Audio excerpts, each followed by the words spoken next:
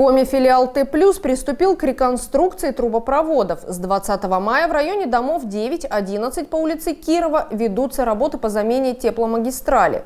Подрядная организация заменит около 250 метров трубы. В этом году ПАО «Т+» в Инте планирует обновить сети на 4 участках по адресам: Кирова 9, Куратова 1, Социалистическая 3, 4, Мира 44, 56. Первые работы уже начаты. Это замена старых сетей на современные. Установка новых коробов и перекладка труб проходит в районе бывшего здания Воркутинского горного колледжа и ВГСЧ. Параллельно запланированы и начаты работы Интоводоканала. Здесь специалисты меняют 100 метров сетей.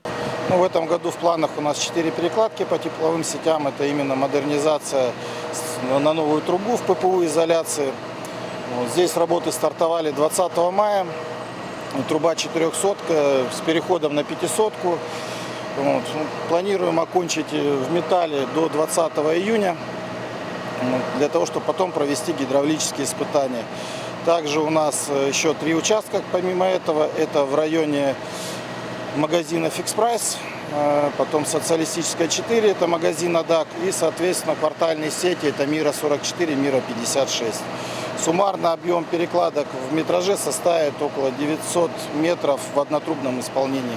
Новые трубопроводы будут оснащены современной пенополиуретановой изоляцией, системой дистанционного контроля для быстрого выявления дефектов. Реконструкция улучшит гидравлический режим, сократит тепловые потери. У нас все участки проводят ТПБ, экспертизу промышленной безопасности. По результатам этой экспертизы, то есть у нас есть предписание, какие участки мы в обязательном порядке должны провести или ремонт, или модернизацию, или замену.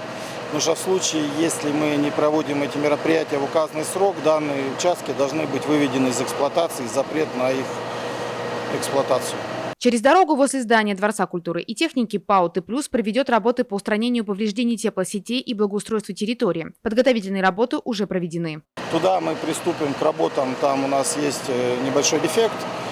Соответственно, чтобы зайти, нам придется тогда ограничивать потребителей, поэтому пока мы подготовительные работы сделали, как только закончится УЗП, мы приступим к устранению данного дефекта.